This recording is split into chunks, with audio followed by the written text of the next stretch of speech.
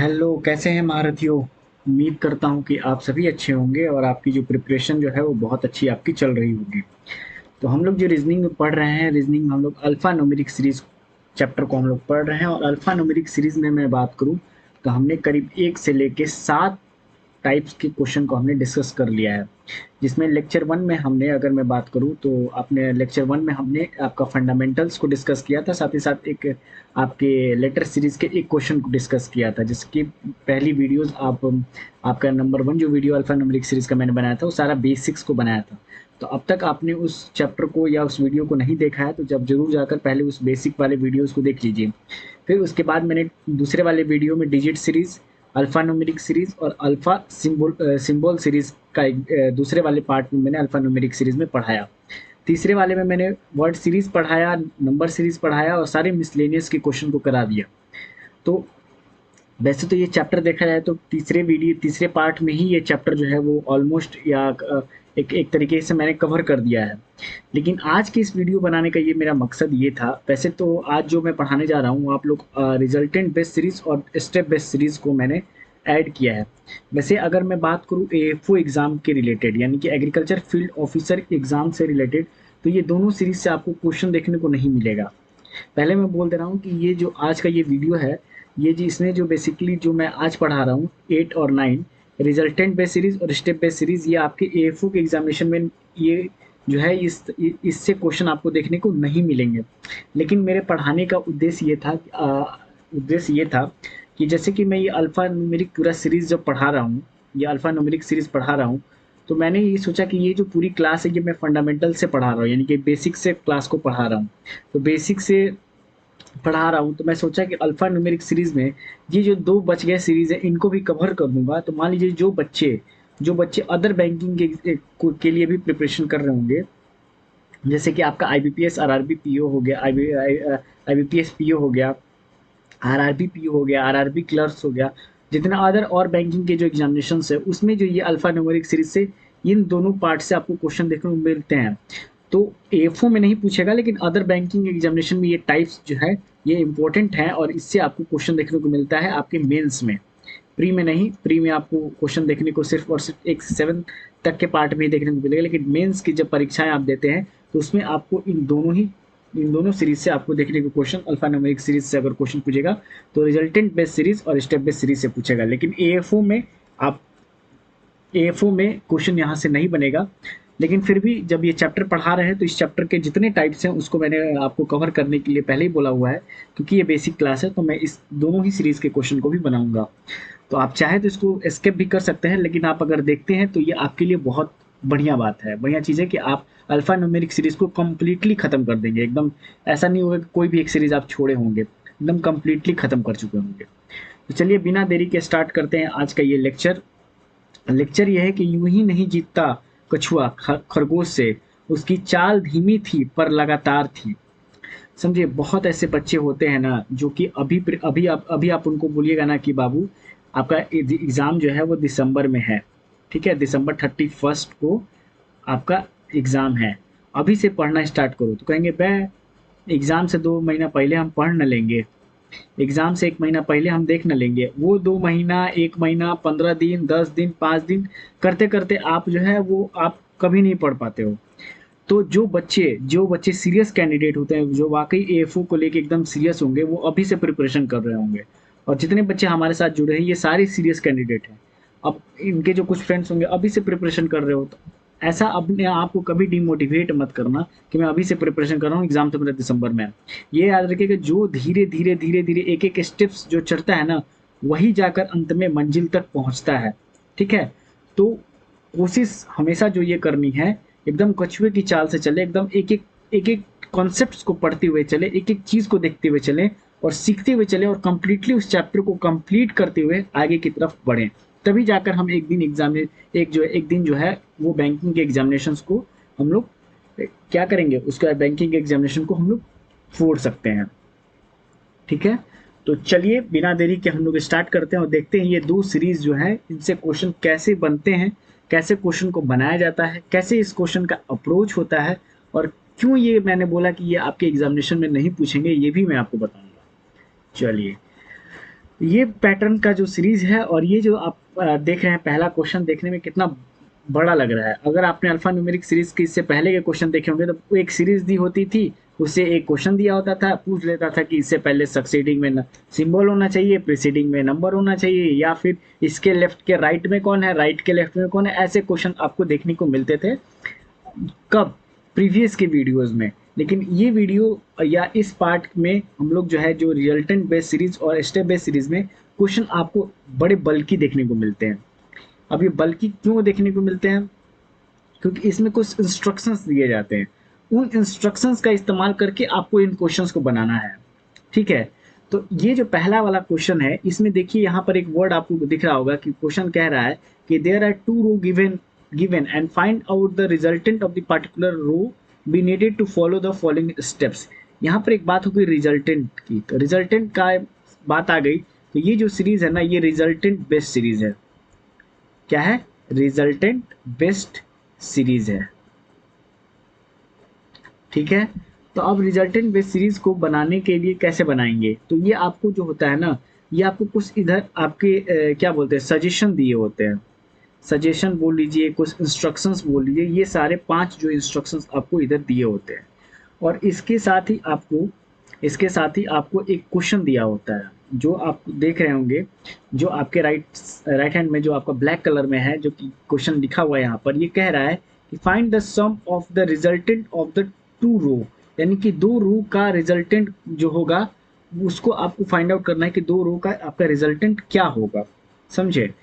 तो अब इस क्वेश्चन को कैसे बनाते हैं? क्वेश्चन समझ गए क्या होता है? क्वेश्चन 2 पार्ट में होता है। पहला जो होता है वो इधर आपको सजेशन, आपके इंस्ट्रक्शन दिए होते हैं, जैसे कि आपको दिया हुआ है कि if an even number is followed by an odd number then resultant will be the addition of the both number.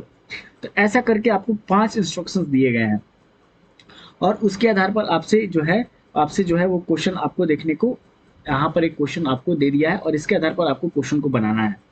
तो ये जो क्वेश्चन में होता है ना, ये वाला पहला वाला जो होता है, जो 6 to 1 है, इसको हम लोग बोलते हैं रो 1।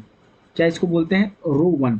और इसको हम लोग क्या बोलते हैं? इसको बोलते हैं हम लोग रूट 2, या आप इसको R1 R2 भी बोल सकते हैं। ठीक है, इसको हम लोग बोलते हैं रो 1 और रो 2।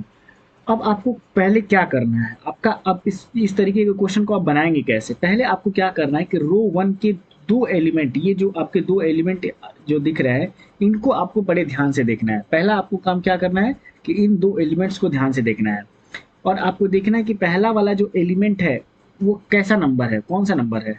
तो आपने अगर देखा तो पहला वाला जो नंबर है वो आपका क्या है? पहला वाला नंबर आपने देखा तो ये एक इवन नंबर है। 6 क्या होता है? एक इवन नंबर होता है। तो जैसे ही आपने इवन नंबर को देखा तो आपके, फिर अब आप इवन नंबर को देखने के बाद क्या करिए कि अब आ जाइए आपके इंस्ट्रक्शंस में, यानी कि जो आपको इंस्ट्रक्शन दिए गए हैं, इंस्ट्रक्शंस में आइए और पढ़िए। देखिए क्या कह रहा है कि अब इवन नंबर के बाद 6 के बाद क्या है? 2 क्या है? 2 भी एक इवन नंबर है। समझे? 6 एक इवन नंबर है, 2 एक इवन नंबर है। तो अब इसमें इंस्ट्रक्शन में पढ़िए कि क्या कह रहा है कि एक इवन नंबर के बाद अगर इवन नंबर आता है तो क्या होना चाहिए। समझे? ये बेसिकली इंस्ट्रक्शंस या सजेशन यही होते हैं, जो पार्ट में कुछ जो 5 स्टेप में दिया होता है, कि इसमें आपको बताता है कि कैसे, अगर मान लीजिए कि अगर एक इवन नंबर है और उसके बाद में इवन नंबर है, तो उसको कैसे हम लोग बनाएंगे। ठीक है, तो इसी 2 को पहले पेयर लेना है। पहले क्या करना है कि पहले रो 1 के पहले एलिमेंट को देखना है कि वो किस तरीके का नंबर है। क्या वो इवन नंबर है? क्या वो ऑड नंबर है? क्या वो एक इवन प्राइम नंबर है? ठीक है, तो ऐसा करके हमें क्वेश्चन को देखना है। तो इसको देखने के बाद हमने पहले देखा कि यहाँ पर है 6, और 6 एक क्या है हमारा? एक इवन नंबर है। और 6 के बाद फिर आपको देखना है कि 2 है, तो 6 के बाद 2 क्या है? एक इवन नंबर है। तो अब आपको आना है इधर इंस्ट्रक्शंस वाले में, और देखना है कि इवन नंबर के बाद अगर इवन नंबर आ रहा है तो क्या करने को कह रहा है।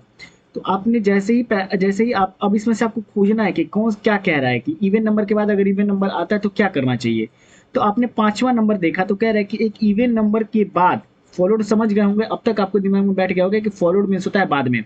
एक इवन नंबर के बाद अगर कोई भी एक इवन नंबर आता है तो क्या रिजल्टेंट क्या होगा कि डिवाइज हो जाएगा पहला नंबर दूसरे वाले नंबर से। कह रहा है कि अगर एक इवन नंबर के बाद दूसरा एक इवन नंबर आता है तो पहला वाला इवन नंबर जो है वो डिवाइड हो जाएगा दूसरे वाले इवन नंबर से।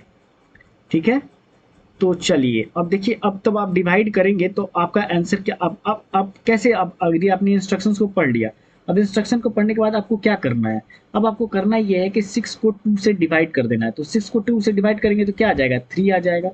तो अब 3, अब इनको सॉल्यूशन करने के बाद इनका सॉल्यूशन हमने किया और इसका आ गया 3, अब 3 और 1 बच जाएगा, ठीक है, पहले वाले रो में।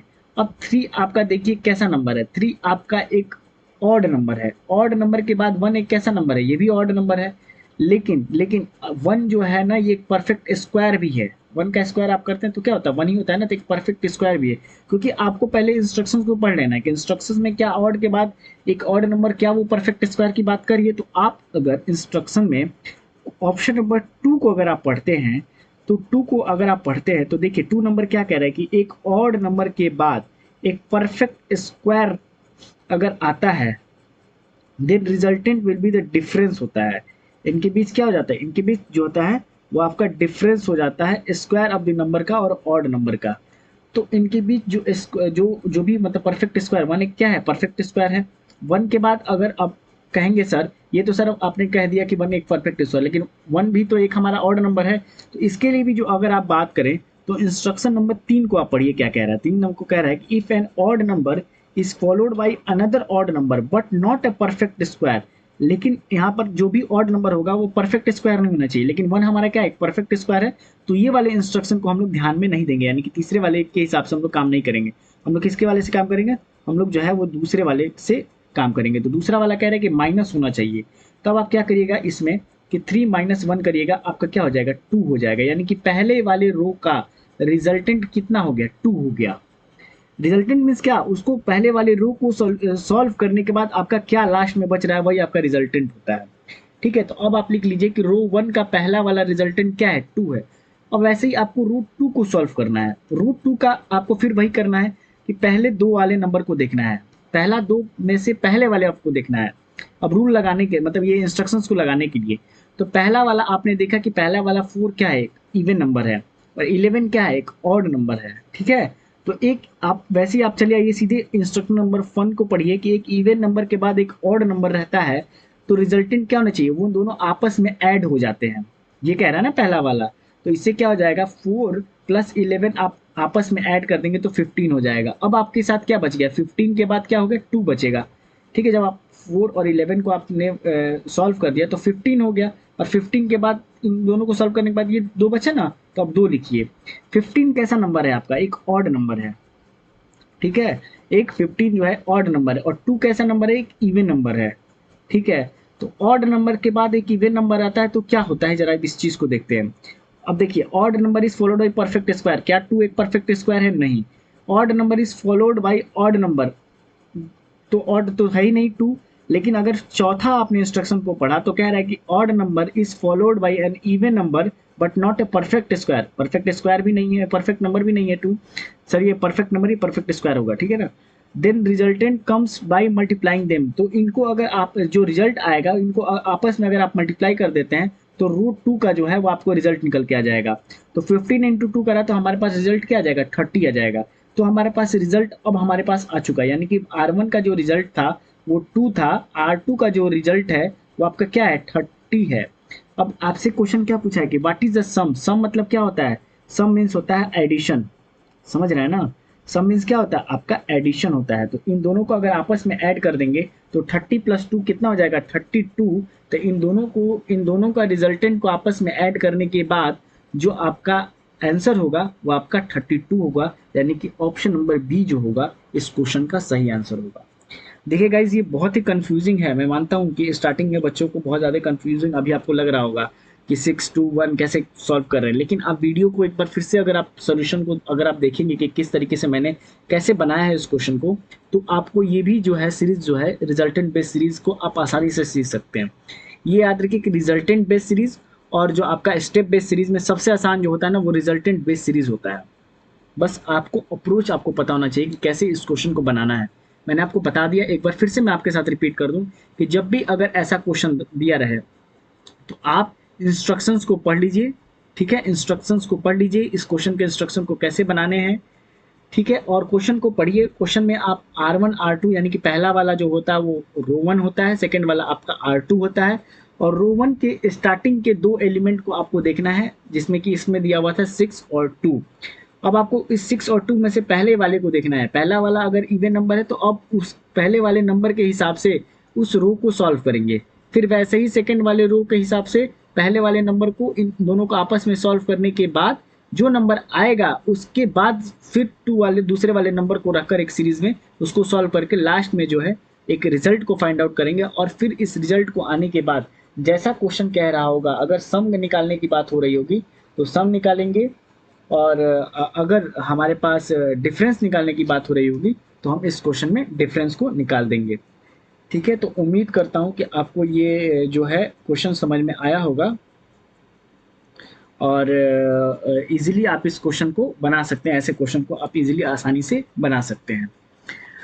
तो चलिए अब बढ़ते हैं इसके ऐसे ही अब दूसरे नंबर क्वेश्चन की तरफ। की दूसरा नंबर क्वेश्चन आपसे क्या कह रहा है? दूसरा क्वेश्चन ये कह रहा है सेम एज इट इज दिया होता है, सारे इंस्ट्रक्शन जो होते हैं ना वो सेम होते हैं। इसी के आधार पर 5 क्वेश्चन आपके बन जाते हैं, यानी कि एक जो इंस्ट्रक्शन से 5 क्वेश्चन अलग अलग सीरीज से आपके क्वेश्चन बन जाते हैं और फिर आप उन तरीके के क्वेश्चन को बना सकते हैं। तो इसमें क्या रहा है, इस पिछले वाले क्वेश्चन में आपसे क्या बोला था? पिछले वाले क्वेश्चन में सम पूछा था, सम मतलब एडिशन पूछा था।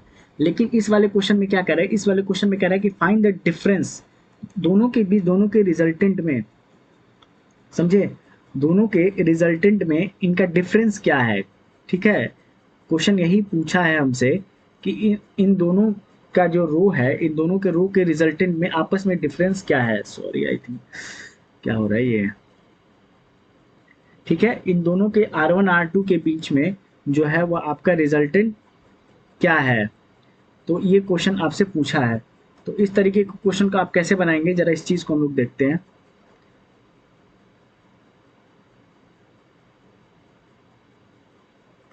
ये क्या हो गया बार बार, आई थिंक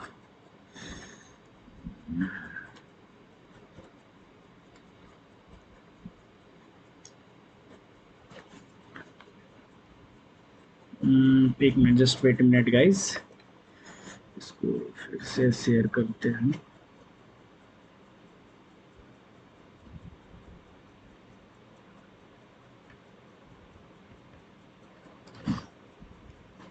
चलिए, सॉरी गाइस फॉर टेक्निकल, ये फॉल्ट हो गया था।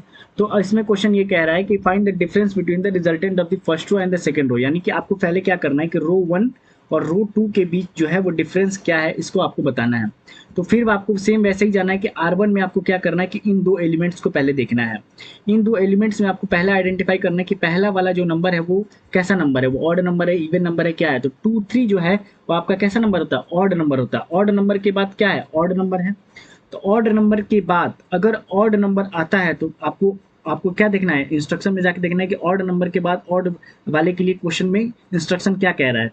तो आप सीधे पहुंच गए इंस्ट्रक्शन नंबर 3 पर और देखा हमने कि ऑड नंबर के बाद अगर एक अनदर ऑड नंबर आता है तो रिजल्टेंट क्या होता है? एडिशन हो जाता है उन दोनों नंबर का। तो उन दोनों नंबर का एडिशन आपको कर देना है। तो इसमें क्या करेंगे? तो 23 और प्लस 17 को अगर आप आपस में जोड़ दीजिएगा तो आपका हो जाएगा 40, और इन दोनों को जोड़ने के बाद क्या बच गया? 40 और 2 बच गया रो 1 में। और 40 कैसा नंबर है? 40 जो है वो आपका एक इवन नंबर है। ठीक है, एक इवन नंबर है। दो कैसा एक नंबर है? एक इवन नंबर है। तो इवन नंबर के बाद इवन नंबर आता है तो उसके लिए क्या इंस्ट्रक्शन दिए गए हैं? देखिए, इवन नंबर के बाद अगर एक इवन नंबर आता है तो उसके लिए कहता है कि एक इवन नंबर के बाद आप सीधे रिजल्टेंट 5 को पढ़िए, तो कह रहा है कि एक इवन नंबर के बाद एक अनदर इवन नंबर आता है तो डिविजिबल हो जाता है, यानी कि पहला नंबर को हम लोग डिवाइड कर देते हैं। तो इसको क्या है कि इसको फिर कैसे बनाएंगे? इसको 40 को डिवाइड कर देंगे 2 से, तो आपका क्या हो जाएगा? इसका हो जाएगा 40 डिवाइडेड बाई 2, यानी कि रो 1 का रिजल्टेंट क्या आ जाएगा? रो 1 का जो रिजल्टेंट आ जाएगा वो 20 आ जाएगा। ठीक है, सेम वैसे ही आपको रो 2 में भी आपके इन दो एलिमेंट्स को देखना है, 4 और 11। 4 कैसा नंबर है? 4 एक हमारा इवन नंबर है। 11 कैसा नंबर है? एक ऑड नंबर है। तो एक इवन नंबर के बाद एक ऑड नंबर आता है तो क्या किया जाता है? एक इवन नंबर के बाद एक ऑड आता है तो उनको एडिशन कर देते हैं। जैसे ही आपने इंस्ट्रक्शन नंबर फर्स्ट को पढ़ा तो आपको दिमाग में आना चाहिए। तो ये क्या हो जाएगा? 4 + 11 हो जाएगा, ये हो जाएगा 15। और 15 के बाद अब फिर दूसरा वाला कौन सा बच गया? 12। 15 और 12, 15 कैसा नंबर है? एक ऑड नंबर है। ठीक है, 15 एक हमारा ऑड नंबर है। और 12 हमारा कैसा नंबर है? 12 हमारा जो है वो एक इवन नंबर है। तो ऑड नंबर के बाद एक इवन नंबर आता है, तो आपको इंस्ट्रक्शन नंबर 4 कहता है कि ये आपस में मल्टीप्लाई हो जाएंगे। तो 15 इंटू 12 कितना हो जाएगा, ये आपका 180 हो जाएगा। ठीक है, तो ये आपका रो 2 का रिजल्टेंट हो गया। ठीक है, ये रो 2 का रिजल्टेंट हो गया। तो रो 1 का रिजल्टेंट 20 था, रो 2 का रिजल्टेंट 180 है, और आपसे क्वेश्चन में क्या पूछा है कि दोनों रो का डिफरेंस कितना है। तो आपको यही करना है कि 180 में से 20 को माइनस कर दीजिए, 160 हो जाएगा। तो इस क्वेश्चन का आंसर हो जाएगा, आई थिंक ऑप्शन में नहीं है, तो इस क्वेश्चन का आंसर हो जाएगा none of these, none of the above.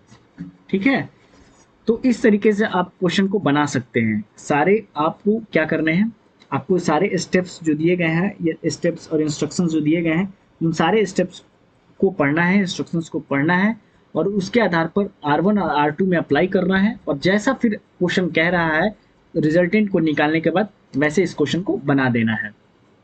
तो अगर अभी भी चीज़ें समझ में नहीं आ रही होगी तो वीडियो को बार बार पॉज करके देखिएगा, तो आपको चीज़ें समझ में आएंगी कि कैसे ये क्वेश्चन बन रहा है। और इसके आधार पर एक दो क्वेश्चन जो है अगर आप प्रैक्टिस कर लीजिएगा ना, तो आप जो है कॉन्सेप्ट जो है वो इजीली आप इस क्वेश्चन का ग्रैप कर सकते हैं। चलिए चलते हैं अब अपने क्वेश्चन नंबर 3 की तरफ। क्वेश्चन नंबर 3 हमसे कह रहा है कि आपको बताना है if the sum of resultant of two row, यानी कि अब ये कह दिया कि दोनों रो का रिजल्टेंट आपको 37 दे दिया है, और आपसे पूछ रहा है कि ये x का मान कितना होगा, ये x की वैल्यू आपसे पूछ रही है कि x का वैल्यू क्या होगा। समझे, तो आपको फिर वही करना है, ये R1 हो जाएगा और ये रो 2 हो जाएगा। ठीक है ना, R1 R2 हो जाएगा। अब आपको रो 1 में आपको जो है वो इन दो नंबर्स को देखना है, 5 और 2 को। 5 कैसा नंबर है, 5 जो है एक हमारा ऑड नंबर है। ऑड नंबर के बाद एक इवन नंबर आता है, तो इंस्ट्रक्शन नंबर 4 क्या कहता है, स्टेप 4 क्या कहता है, 5 इंटू 2 कर देंगे तो ये आपका 10 हो जाएगा।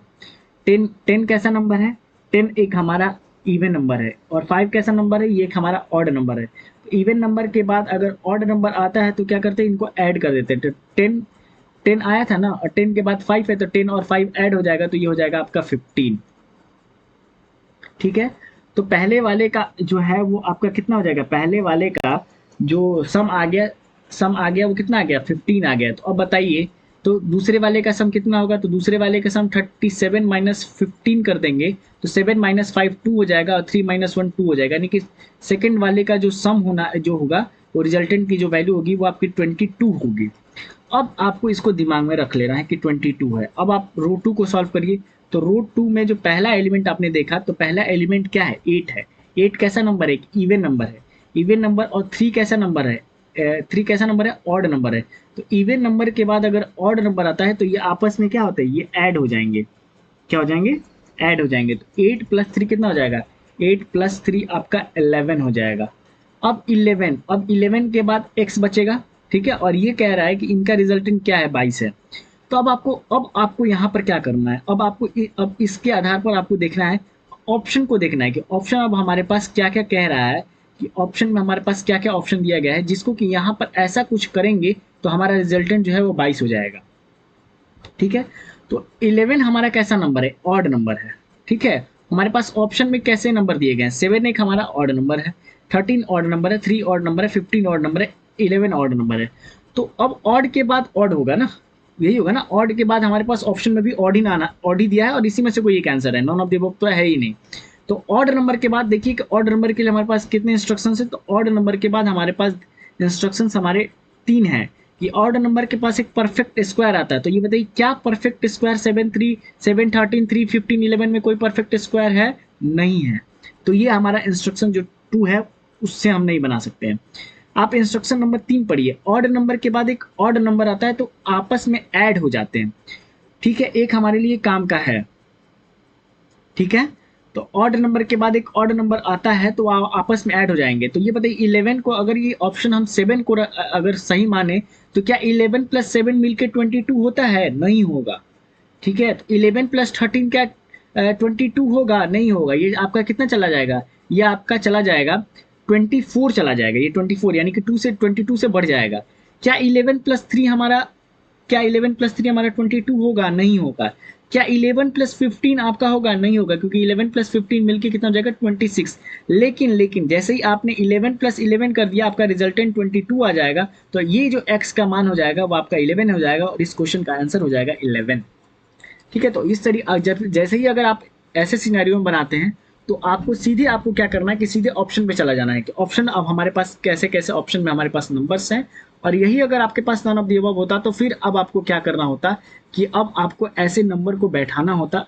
अगर इन सारे ऑप्शन को सेटिस्फाई नहीं कर रहा है तब आप अपने से एक एज्यूम करते, तब आप लिखते कि इसका जो है इसमें से कोई नहीं हो सकता नन ऑफ द अबव। लेकिन इस तरीके के क्वेश्चन को जानने के लिए आपको ऑप्शन के ही थ्रू जाना चाहिए और उस ऑप्शन में देखना होगा कि वो नंबर क्या इवन नंबर है, ऑड नंबर है, कैसे इंस्ट्रक्शंस हमारे पास दिए गए हैं स्टेप में, और कैसे इस क्वेश्चन को हम लोग बनाएंगे। तो उम्मीद करता हूँ कि ये वाला जो तीसरा नंबर का क्वेश्चन है ये आपको समझ में आ गया होगा।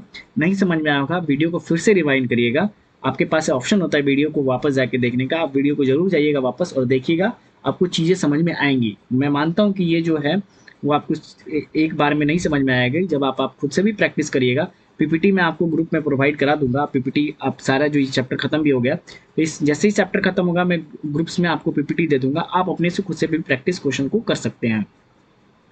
चलिए अब हम लोग चलते हैं अपने क्वेश्चन नंबर 4 की तरफ। 4 हमसे क्या कहता है, 4 हमसे कह रहा है कि if the resultant of the first row is double the resultant of the second row, यानी कि सेकेंड रो से जो पहला वाला रो है वो डबल्ड है, तो अब आपको बताना है एक्स का वैल्यू क्या होगा। इस तरीके आपको लास्ट वाले में भी एक्स की वैल्यू निकालनी थी जो नीचे था, और इसमें आपको एक्स निकालना है जो आपकी R1 में है। तो इस क्वेश्चन को आप चाहें तो खुद से भी बना सकते हैं, लेकिन चूंकि आपको मैं ये करके दिखाऊंगा तो आप पहले खुद से वीडियो को पॉज करके कर लीजिए, फिर आप देखिएगा मेरा सॉल्यूशन, क्योंकि इससे पहले जस्ट सिमिलर क्वेश्चन मैंने कराया हुआ है। तो इस तरीके के क्वेश्चन में आपको क्या करना है कि R2 को पहले सॉल्व करना है। R2 को देखिए क्या कह रहा था, R2 एक हमारा क्या है, एक 6 कैसा नंबर है, एक इवन नंबर है, 3 कैसा नंबर है, एक ऑड नंबर है। तो एक इवन नंबर के बाद एक ऑड नंबर आता है तो ये आपस में क्या हो जाएंगे, ये आपस में ऐड हो जाएंगे। तो 6 + 3 क्या होता है आपका, 6 + 3 जो होगा वो आपका हो जाएगा 9, और 9 के बाद आएगा फिर 4, और 9 कैसा नंबर है, एक हमारा ऑड नंबर है, 4 हमारा एक परफेक्ट स्क्वायर नंबर है, ये अभी याद रखिएगा। परफेक्ट 4 है ना, 2 का स्क्वायर परफेक्ट स्क्वायर हो जाएगा। तो 9 यानी कि ऑड नंबर के बाद एक परफेक्ट स्क्वायर आता है तो उनके बीच डिफरेंस हो जाएगा, जो कि आपका स्टेप टू हमसे कह रहा है, इंस्ट्रक्शन नंबर 2 कह रहा है। तो 9 - 4 क्या हो जाएगा, 5 हो जाएगा, यानी कि R1 R2 हमारा 5 हो जाएगा, रिजल्टेंट 5 हो जाएगा ये, ठीक ना, रिजल्टेंट। अब कह रहा है कि R1 जो है ना वो R2 से दोगुना है, तो 5 यानी कि एक 5 है, तो R1 कितना हो जाएगा, R1 हो जाएगा 5 × 2, यानी कि R1 का जो रिजल्टेंट होगा टोटल वो आपका क्या होगा, 10 होगा। अब आप सॉल्व करिए पहला वाला, फिर इसमें देखिए 5 कैसा नंबर है, 5 एक हमारा ऑड नंबर है, ऑड नंबर के बाद 15 कैसा नंबर है, एक ऑड नंबर है, तो ऑड नंबर के बाद एक अनदर ऑड नंबर आता है, तो ये आपस में क्या होते हैं, ऐड हो जाते हैं, क्या होते हैं, ऐड हो जाते हैं। तो ये हो जाएगा 20 के बाद फिर x, और ये टोटल आपस में 10 आना चाहिए, ठीक है। अब आप कैसे 20 में ऐसा कौन सा नंबर रखेंगे कि आगे 10 हो जाए, ठीक है। तो अब आपको ऑप्शन में जाना है, ऑप्शन में जाने के लिए क्या करेंगे, 7 है, 2 है, 3 है, 2 है, 11 है, I think 2 bar bar repeat कर गया है, ओके। तो मान लीजिए कोई एक ही ऑप्शन डी वाले को हटा दीजिए, 7 2 3 11 आपके पास दिया है। 7 एक कैसा नंबर है, एक ऑड नंबर है, और 20 क्या है, एक इवन नंबर है। तो इवन नंबर के बाद ऑड नंबर आता है तो ऐड करने के लिए कह रहा है, एडिशन करने के लिए कहता है। 20 प्लस क्या 7 करेंगे तो 10 होगा, नहीं होगा, तो 7 हमारा ऑप्शन नहीं हो सकता है। 20 के बाद 2 करेंगे तो क्या कह रहा है, 20 एक हमारा कैसा नंबर है, हमारा इवन नंबर है। 2 कैसा नंबर है, एक इवन नंबर। अगर इवन नंबर के बाद एक इवन नंबर आता है तो पहला वाला नंबर जो है वो दूसरे वाले नंबर से डिवाइड हो जाता है। तो अगर 20 को 2 से डिवाइड करेंगे तो 10 आ जाएगा। इस हिसाब से जो ऑप्शन नंबर 2 है आपका इस क्वेश्चन का सही आंसर हो जाएगा। आगे आप चेक भी नहीं कर सकते क्योंकि यही आपका सेटिस्फाई कर गया। फिर अगर आप आगे अपनी सहूलियत के लिए देख भी सकते हैं कि सही है कि नहीं। तो अगर आपने फिर देखा कि 20 कैसा नंबर है, इवन नंबर है, 3 कैसा नंबर है, एक ऑड नंबर है। तो इवन नंबर के बाद एक ऑड नंबर आता है तो वो आपस में ऐड हो जाते हैं। तो 20 + 3 से आपका 10 आ जाएगा, नहीं आ जाएगा। 20 + 3 23 होता है। 20 + 11 कितना हो जाएगा आपका, 31 हो जाएगा, 10 नहीं होगा।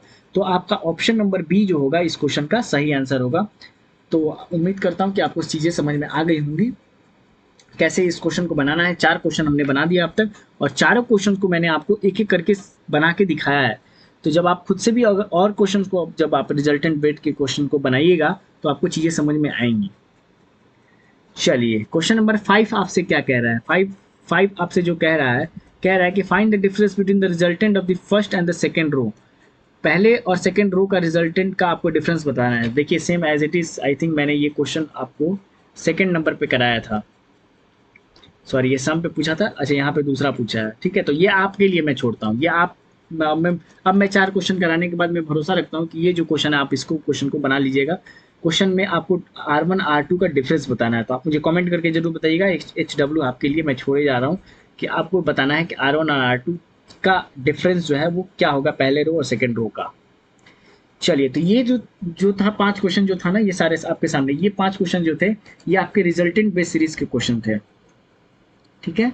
अब आपको मैं जो क्वेश्चन दिखा रहा हूँ, अब आपको मैं क्वेश्चन आपको जो दिखाऊंगा वो जो होगा वो आपका जो होगा वो स्टेप बेस्ड का क्वेश्चन होगा।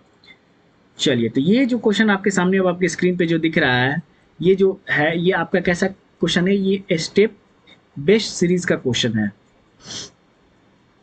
स्टेप बेस्ड सीरीज का क्वेश्चन है, अल्फा न्यूमेरिक सीरीज में स्टेप बेस्ड सीरीज का क्वेश्चन है। इसमें भी आपको दिया गया है, इसमें आपको एक रो दिया जाता है, ठीक है। आई थिंक ये डायरेक्शन जो है वो गलत टाइप हो गया है, सेम एज इट इज आ गया है। अब मैं आपको सामने बताता हूँ इसमें क्या होता है। इसकी आपको एक सीरीज दी जाती है, ठीक है। ये इनपुट है, क्या आपका एक इनपुट है, ये आपको एक इनपुट दिया जाता है और ये आपके स्टेप्स इधर लिखे होते हैं। ये क्या होता है, ये स्टेप्स इधर लिखे होते हैं और ये जो है स्टेप्स के को फॉलो करते हुए स्टेप्स को क्या करना है, इस सीरीज में लगाना है।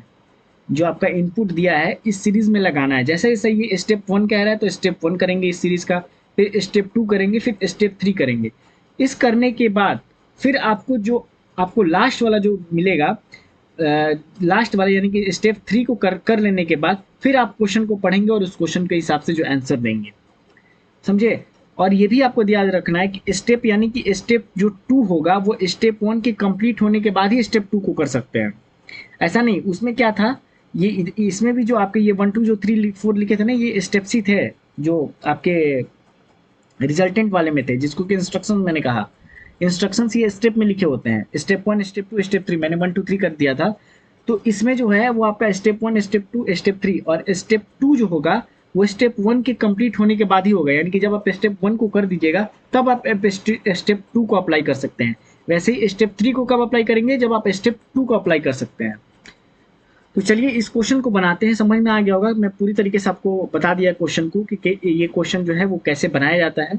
आपके सामने एक इनपुट दिया होता है, जो कि इनपुट इस क्वेश्चन के लिए हमारे पास दिया गया है 5P 7P ऐसे करके एक इनपुट हमारे पास सीरीज लिखी गई है, जो कि अल्फ़ाबेट नंबर्स और सिंबल्स की सीरीज है। अल्फा न्यूमेरिक सिंबॉलिक सीरीज आपके सामने दी गई है और आपके 3 स्टेप्स लिखे गए हैं और 3 स्टेप जैसे जैसे कहेंगे वैसे वैसे हम इस क्वेश्चन को बनाते चलेंगे। तो स्टेप 1 आपके सामने क्या कह रहा है, स्टेप 1 ये कह रहा है कि the letter which is immediately preceded. अब आपको क्या करना है, अब आपको क्वेश्चन को पढ़िए एक बार। कह रहा है कि the letter which is immediately preceded, preceded means पहले, and immediately followed, followed means बाद में, सिंबल्स से आते हैं, उनको क्या करना है, अरेंज अरेंज करिए in the end of the series of the alphabetical order. यानी कि जो जो लेटर्स जिनके कि आगे पीछे सिंबल्स हैं उनको क्या करिए, उनको इस सीरीज के अंत में, और उनको जो आपस में अरेंज करिए ना वो अल्फ़ाबेटिकल ऑर्डर में अरेंज करिए। यानी कि पहले ABCD का जो ऑर्डर है उसको अल्फ़ाबेटिकल ऑर्डर में मेंटेन करिए। तो चलिए पहले हम इसमें आइडेंटिफाई करते हैं कि कौन कौन से पहले वो नंबर्स हैं, सॉरी वो कौन कौन से लेटर्स हैं जिनके कि आगे पीछे जो है वो आपका आ रहा है सिंबल्स। तो 2 सिंबल्स के बीच में एक सिंबल पहले आइडेंटिफाई करिए, एक सिंबल है एक सिंबल है। आर जो है एक एलिमेंट है, एक आपके पास लेटर है, फिर एक सिंबल में आपका टी जो है वो दूसरा है। फिर आप ऐसे ही आगे अगर आप बढ़े तो 2 सिंबल्स के बीच में आपका क्या है, के है, ठीक है। तो RTK इनको अरेंज करना है, और इनको कैसे अरेंज करना है, इनको कि इस सीरीज के अंत में लगाना है, और अंत में लगाना है कैसे, अल्फ़ाबेटिकल ऑर्डर्स में। यानी कि पहले ABCDEFGHIJK में के पहले आएगा, फिर आपका KIJK LMNOPQ R आएगा, फिर T आएगा, ठीक है। तो KR और T ये आपका लास्ट में सीरीज होगा। ऐसा नहीं कि आपने इस सीरीज में पहले आ रहा है तो R को लगा देंगे, ऐसा नहीं करना है। जो कह रहा है उसी के हिसाब से स्टेप 1 को बनाना है। तो मैंने आपकी सहूलियत के लिए मैंने आपके सामने स्टेप 1 आपके सामने टाइप कर दिया है। स्टेप 1 अगर आपने देख रहे हैं तो स्टेप 1 को अगर आप देखेंगे तो अब आप इनको हटाने के बाद सीरीज क्या बचती है, 5B, सॉरी आपके सामने मैं कलर दूसरा ले लेता हूँ इस पे।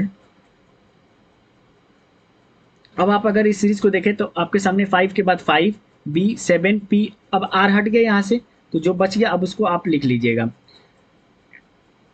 ठीक है। 4 बच गया, फिर Y बच गया, Q बच गया, परसेंटेज, फिर ऐसे करके, और लास्ट में अगर आप देख रहे होंगे तो KTR को हमने अरेंज कर दिया, ये 3 के बाद।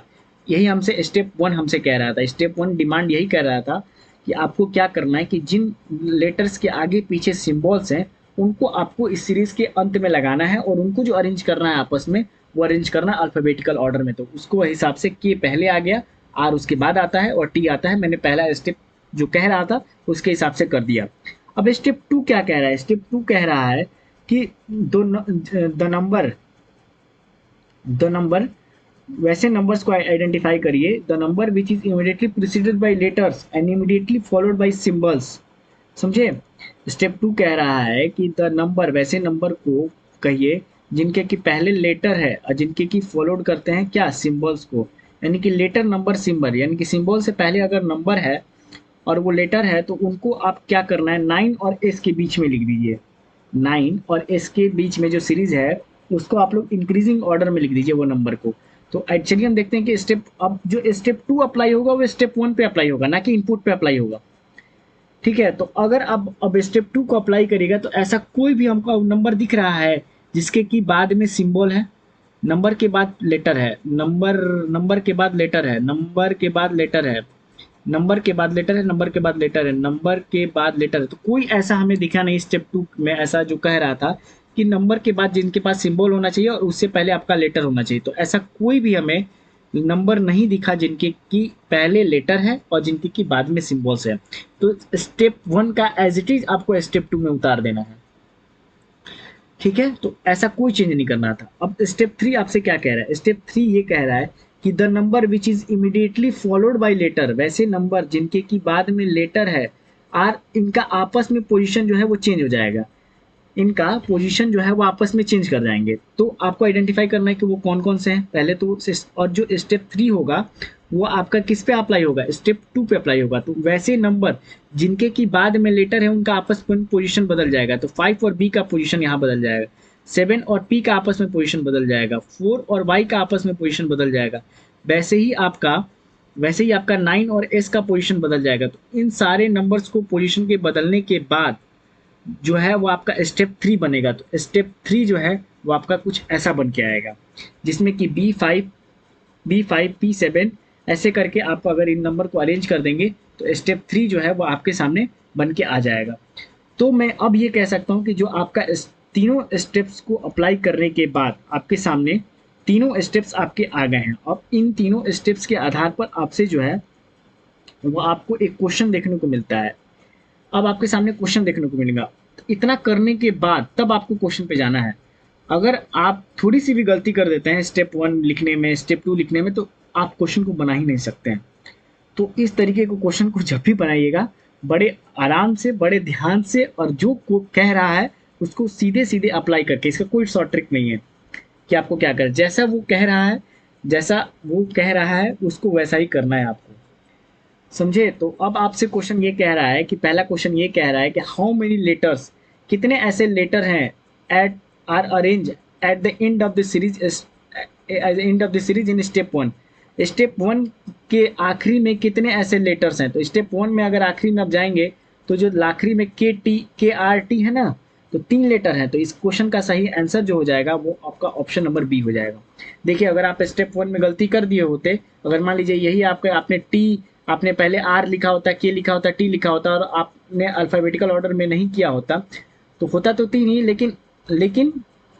लेकिन जो ऐसे क्वेश्चन और भी मिलेंगे जहां पर कि पूछ देगा कि राइट हैंड साइड से दूसरा कौन सा होगा, तो उसमें गलती हो जाएगी। तो अगर मान लीजिए यही अगर आपने अगर गलती से मिस्टेक कर दिया होता कि आपने के को आइडेंटिफाई ही नहीं किया होता तो आपका गलत हो जाता ये क्वेश्चन। समझे? तो आपको बड़े ध्यान से स्टेप्स को लिखने हैं। स्टेप 1 को भी बड़े ध्यान से लिखना है, स्टेप 2 को भी बड़े ध्यान से लिखना है और स्टेप 3 को भी बड़े ध्यान से ही लिखना है। चलिए, अब आपके सामने क्वेश्चन नंबर 2 कह रहा है। आपकी सहूलियत के मैंने सारे स्टेप्स को हर स्लाइड में लगा दिया है। क्वेश्चन नंबर 2 हमसे ये कह रहा है कि which of the following are the element of the series which are second position from the left and the fifth position from the right hand in step 3। Step 3 में कौन से ऐसे एलिमेंट्स हैं जो कि लेफ्ट हैंड से second है, तो लेफ्ट हैंड से सेकंड आपका क्या है 5 है, और राइट हैंड से जो फिफ्थ पोजीशन पे है, तो राइट हैंड से फिफ्थ पोजीशन पे क्या है, हैशटैग है। तो 5 और हैशटैग आपका जो ऑप्शन होगा वो आपका ऑप्शन नंबर बी जो है वो इस क्वेश्चन का सही आंसर हो जाएगा। जब आप एक बार सीरीज को बना लेंगे ना, तो अब इस क्वेश्चन को आप जल्दी बना सकते हैं। तो जब भी अगर आप इन सीरीज को लिखें तो सीरीज को बड़े ध्यानपूर्वक लिखें, बड़े ध्यान से जो कह रहा है उन सारी चीज़ों को बड़ी बारीकी से रखते हुए आप सीरीज को बनाएं। चलिए अब चलते हैं अब अपने क्वेश्चन नंबर 3 की तरफ। क्वेश्चन नंबर 3 ये कह रहा है कि how many symbols are immediately followed by a number in step 3, यानी कि कितने ऐसे सिंबल्स के बाद आपके नंबर्स हैं, ठीक है ना, सिंबल्स के बाद कितने ऐसे नंबर हैं जिनके कि आप जो कि स्टेप आपके 3 में है। तो स्टेप 3 में आइडेंटिफाई करिए कि सिंबल्स के बाद आपका नंबर कौन कौन है। तो पहले वाला सिंबल यहाँ पे क्या इसके बाद नंबर है, नहीं। यहाँ सिंबल है इसके बाद नंबर है, नहीं। यहाँ सिंबल है इसके पास नंबर है, तो ये एक हो जाएगा।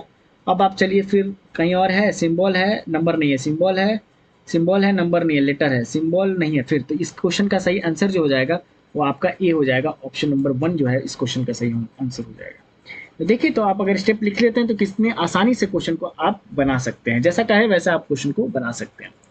क्वेश्चन नंबर 4 क्या कह रहा है इस स्टेप पे सीरीज में। क्वेश्चन नंबर 4 कह रहा है कि which of the following element is third to the left of seventh element from the right hand. अब देखिए, ऐसा क्वेश्चन आपको देखने को मिल रहा होगा, आपको याद आ रहा होगा लेक्चर 1-2 में हमने किया हुआ है, बहुत सारे क्वेश्चन ऐसे डायरेक्शन के क्वेश्चन किए हुए थे। तो अब आप इसमें प्रो बन गए होंगे, अब आपको इसमें बताने की जरूरत नहीं है कि इस क्वेश्चन को कैसे बनाना है, सीधे आप देखते ही बता देंगे थर्ड टू द लेफ्ट की बात हो रही है, 17 फ्रॉम द राइट हैंड की बात हो रही है, यानी कि एल और आर है, दो अलग अलग लेफ्ट और राइट की बात हो रही है, तो ये आपस में इनको जोड़ देंगे। तो 3 + 7 आपका क्या हो जाएगा 10, और आखिरी में क्या है राइट हैंड, तो राइट हैंड से 10वां एलिमेंट जो होगा इस क्वेश्चन का सही आंसर होगा। तो 3 3 3 6 3 9 और ये जो होगा इस क्वेश्चन का सही आंसर हो जाएगा। तो ऑप्शन नंबर बी जो है इस क्वेश्चन का सही आंसर होगा। क्वेश्चन यही कह रहा था कि राइट हैंड साइड से सेवेंथ एलिमेंट के थर्ड लेफ्ट में कौन है, और ये जो अप्लाई करना था स्टेप 3 में अप्लाई करना था, तो इसके हिसाब से इस क्वेश्चन का आंसर हो जाएगा जे। चलिए अब चलते हैं अब अपने क्वेश्चन नंबर 5 की तरफ। 5 ये कह रहा है कि which of the following is third letter from the right end in the step 2। Step 2 में कौन सा एलिमेंट जो है वो आपका थर्ड है, राइट से तीसरे लेटर कौन सा है, लेटर में तीसरा लेटर जो है स्टेप 2 में कौन सा है राइट हैंड से, तो आप पहला दूसरा तीसरा यानी कि के जो है, तो इस क्वेश्चन का सही आंसर हो जाएगा वो आपका हो जाएगा के।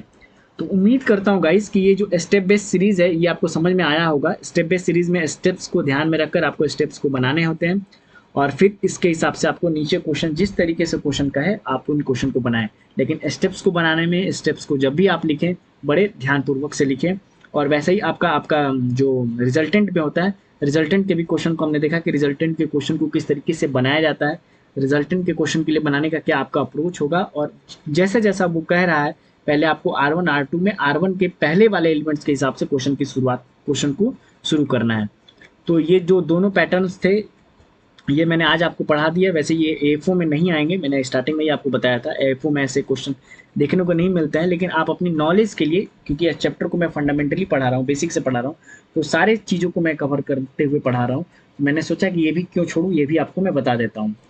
तो चलिए एक एक क्वेश्चन मैंने दोनों को करा दिया, और अगर आपको अच्छा लगा हो तो ज़रूर आप मुझे कमेंट करके बताइएगा, और HW भी आपके सामने मैंने दिया हुआ है, तो आप इस क्वेश्चन को बताइएगा मुझे कि उस क्वेश्चन का सही आंसर क्या होगा, और फिर आप अपनी प्रिपरेशन को रखिए। अल्फा न्यूमेरिक सीरीज जो चैप्टर है मेरे साइड से मैंने कंप्लीट कर दिया है, और अब आपकी बारी है कि जितना आप उस पर प्रैक्टिस करें। जो भी आपके डाउट्स है आप टेलीग्राम ग्रुप्स में भेज सकते हैं मुझे, जो भी आपका डाउट होगा, या कोई आपको डाउट होगा तो आप जो इंस्टीट्यूट का जो टेलीग्राम ग्रुप है आप उसमें डिस्कशन पैनल में आप क्वेश्चन को डाल सकते हैं, और उस क्वेश्चन को हम लोग देख सकते हैं। तो अब अल्फा न्यूमेरिक सीरीज की कोई भी आप किताब बनाइए, आप उस सारे क्वेश्चन को आप इजीली कवर कर जाएंगे, और आपके एएफओ के एग्जामिनेशन में आपका 5 नंबर जो है, यहाँ से 5 नंबर यानी कि 3 से 5 नंबर जो है वो आपका इस एएफओ में रीजनिंग के सेक्शन में आपका पक्का हो जाएगा।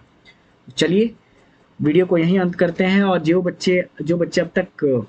बच्चे अभी तक ये कोर्स को नहीं परचेज कर पाए हैं उनके लिए ये है कि आप इस कोर्स को परचेज करें। देखिए मैंने अल्फा न्यूमेरिक सीरीज और जितने भी और चैप्टर्स रीजनिंग में पढ़ने हैं सारे को मैं कवर कर रहा हूँ, सारे बेसिक्स को कवर कर रहा हूँ, और ये जो है वो पूरी बेसिक से जीरो लेवल से मैं ये क्लास ले रहा हूँ।